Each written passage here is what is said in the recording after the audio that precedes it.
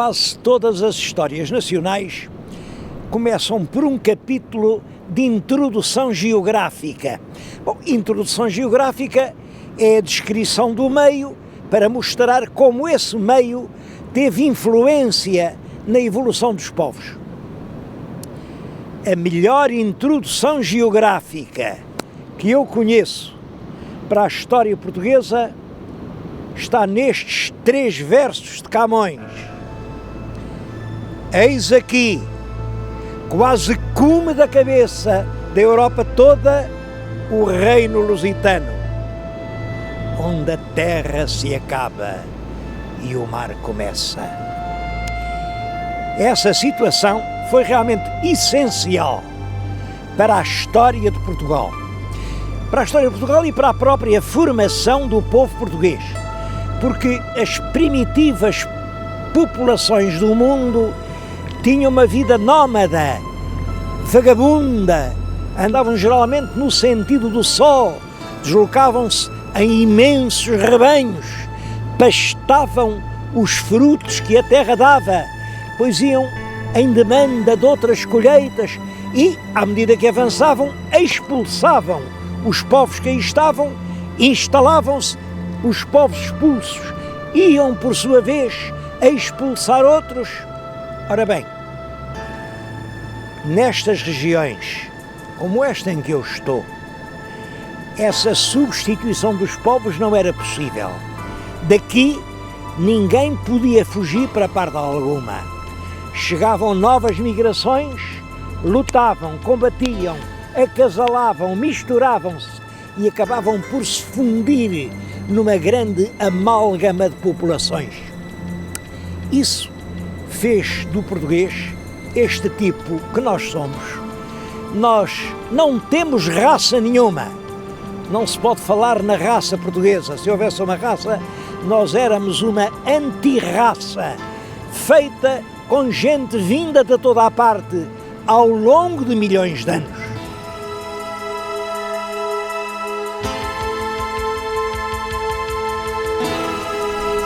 Essas sucessivas migrações humanas podem hoje distinguir-se pelas diferentes técnicas com que trabalhavam a pedra. Bom, a pedra por isto. É possível que os primeiros homens se tenham servido de outros materiais, mas os que chegaram até nós são os que o tempo não consumiu. São pedras. E a técnica de transformar uma pedra qualquer num instrumento para bater, para atingir a caça, variou muito.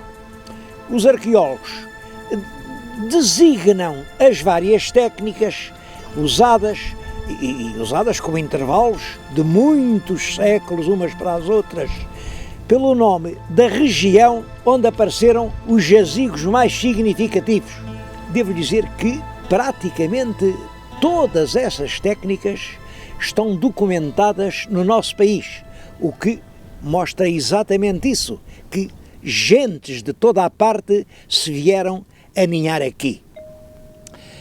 Ora, há cerca de 1 dúzia de milhares de anos, o clima da Europa sofreu grandes mudanças.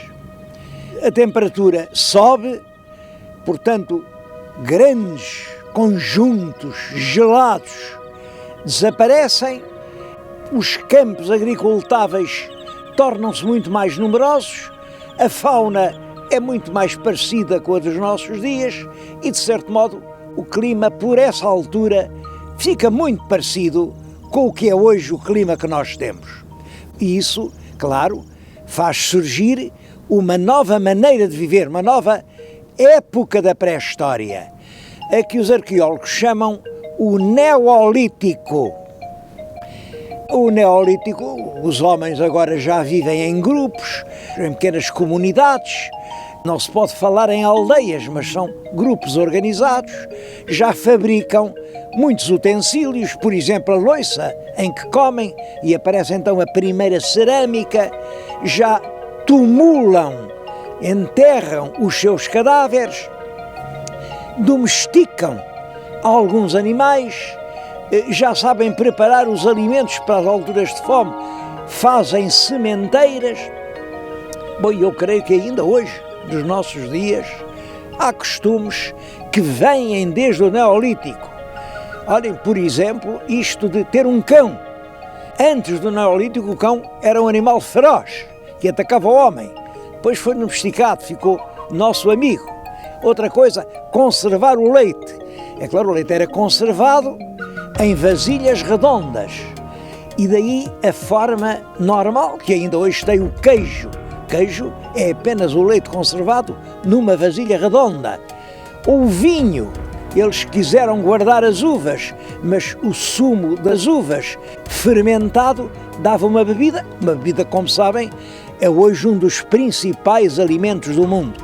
E é nessa fase que aparecem os mais característicos e os mais impressionantes monumentos do nosso passado neolítico, que são os dólmenes, estão numerosos em todo o país, os menhires, os cromlechs.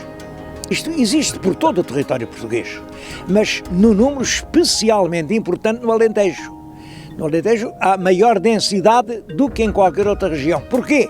Bom, a explicação óbvia é que o Alentejo é a melhor terra para dar pão que existe neste território que agora é nosso. E os homens procuraram sempre o pão. Foi num dolmen alentejano que apareceu o objeto que agora estão a ver. É um cavaleiro ainda sem estribos, um cavaleiro oriental. Ele vem lá do fundo do Mediterrâneo e eu penso que é a imagem de um dos primeiros exploradores de metal que vieram à nossa península, porque a Península Ibérica era extraordinariamente rica em metais e foi isso que começou a atrair colonizadores que vinham de longe. Acabou o tempo da pedra, agora os homens já sabem fabricar instrumentos em metal e a época dos metais dura desde cerca de 2500 a.C. até à chegada dos romanos. Em várias fases. Primeiro é uma metalurgia do cobre, porque o cobre é um metal que se trabalha com facilidade, do cobre e do ouro. Depois eles descobrem que misturando estanho no cobre obtêm uma liga muito mais dura, que é o bronze. Bom, e a época do bronze dura perto de 1000 anos. O primeiro bronze começa cerca de 1800 a.C. Bom, o primeiro ferro é provavelmente introduzido pelas invasões dos celtas. O objeto mais típico dos celtas é o punhal de antenas. É um punhal que tem aqui estes emblemas e depois a lâmina e que era de ferro. Bom, é evidente que isto tem um caráter fálico. As antenas simbolizam o testículo e isto era, portanto, um instrumento do poder e da guerra, porque é claro, com uma arma de ferro, um grupo era muito mais temível do que com armas de bronze. Mas o ferro não era só para as armas, era também para os arados. São eles que se misturam às populações que havia por aqui. Os celtas não eram muito numerosos, tanto assim que a certa altura até faziam os tais punhais de antenas em bronze. O que significa ou que não havia madeira bastante para fundir o ferro, porque a fusão do ferro é muito mais difícil, claro que a do cobre, exige muito mais lenha, ou então significa que os grupos que vieram de fora assimilaram a civilização que aqui encontraram. De qualquer maneira, são esses celtas misturados aos iberos que vêm a dar a civilização castreja. Vim contar-lhes isto precisamente aqui, no alto de um castro, veem as habitações redondas. Era aqui que, quando chegaram os romanos, as populações viviam geralmente no alto de montes, assim, em aldeamentos rodeados por cinturas de muralhas onde se defendiam.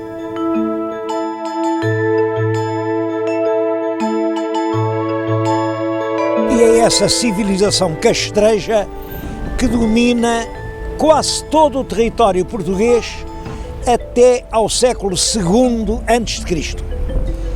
Mas no século II, o que é que se passa? O domínio do Mediterrâneo era disputado por duas grandes potências, Roma e Cartago. Os cartagineses, para organizar exércitos para a guerra contra Roma, serviam-se da Península Ibérica. Aqui na Península havia realmente homens muito aptos para a guerra, muito valentes, e eles recrutavam aqui enormes exércitos que atiraram contra Roma. E os romanos vieram à Península fundamentalmente para impedir esse recrutamento, mas é claro, também chamados pela imensa riqueza mineira que toda a Península tinha. Os habitantes locais, os habitantes dos castros, os lusitanos, opuseram-se energicamente ao domínio romano. Ficou famoso, mesmo entre os romanos, o chefe dessa resistência, que era Viriato. Ele, durante alguns anos, travou grandes batalhas contra as legiões de Roma e venceu-as. Os romanos não o puderam derrotar, enfim, no campo de batalha, mas venceram-no à traição. Conseguiram subornar dois lugares tenentes que o apanharam distraído e o assassinaram. Estou-lhes a contar estas coisas diante de uma estátua que a cidade de Viseu fez a Viriato, porque ele pode ser que não fosse Viseu, mas era aqui desta região, da região dos Montes Hermínios, do lado do Atlântico, portanto, desta Serra de Estrela já mais atlântica. É curioso que aqui há um monumento verdadeiro, por detrás da estátua, vê em uma altura, bom, aquilo é um monumento a sério. Era ali um acampamento de uma legião romana. Os romanos, para se defenderem, levantavam grandes cômoros de terra, muralhas de terra, e era lá dentro que ficava a legião.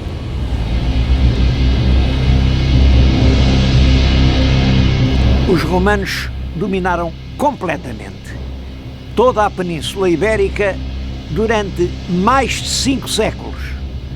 Costumam referir-se às datas de 146 a.C.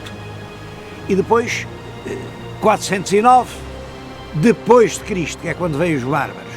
Durante esses perto de 600 anos, a influência que os romanos têm na Península é tão grande, que nós hoje nem sequer conseguimos saber qual seria a linguagem que falávamos antes da vinda dos romanos. Porque a que hoje falamos é que os romanos nos ensinaram. Falamos o latim, claro, um latim já muito corrompido e estropiado, mas é latim que nós falamos. Mas não foi só na linguagem, foi o pão que se come, a maneira de fabricar o pão, foi as técnicas da construção civil das casas que chegaram até praticamente aos nossos dias, foram as leis. As nossas leis ainda são hoje decalcadas nas leis romanas. Foi a organização das cidades, foi tudo. Depois da vinda dos romanos, passamos a ser uma colónia da Itália, uma região em que se fala o latim, em que se pensa em latim, em que os homens se divertem à maneira dos latinos. E é claro que isso tem consequências decisivas na história da civilização peninsular. Portugal hoje é uma nação românica. Isto quer dizer, somos uma pátria filha de Roma. Ficaram muitos vestígios da passagem dos romanos em todo o país. Há mais de 2000 monumentos romanos. É claro, alguns são muito importantes e ainda hoje estão de pé. Por exemplo, a Ponte Romana de Chaves. Ainda há pouco tempo passavam por lá pesados caminhões. ou Centoncelas, que era o centro de uma região mineira, ou realmente aquele criptopórtico de Coimbra, onde hoje está o Museu Machado de Castro, era, enfim, a base de um palácio romano, ou o Templo de Évora, que se chamou tanto tempo o Templo de Diana, não tem nada a ver com Diana, era do culto imperial, ou São Cucufate, no Alentejo, que chegou até hoje porque era uma vila romana, também centro de uma região mineira, onde se instalou um convento e que não deu tempo a destruir. Os frades, em vez de deitarem abaixo, aproveitaram os muros romanos, por isso está de pé. O Milreu, no Algarve. Mas talvez a mais importante de todas as recordações que os romanos nos deixaram foram estas ruínas de Conímbriga. A cidade foi destruída pelos bárbaros, arrasaram-na, depois dos bárbaros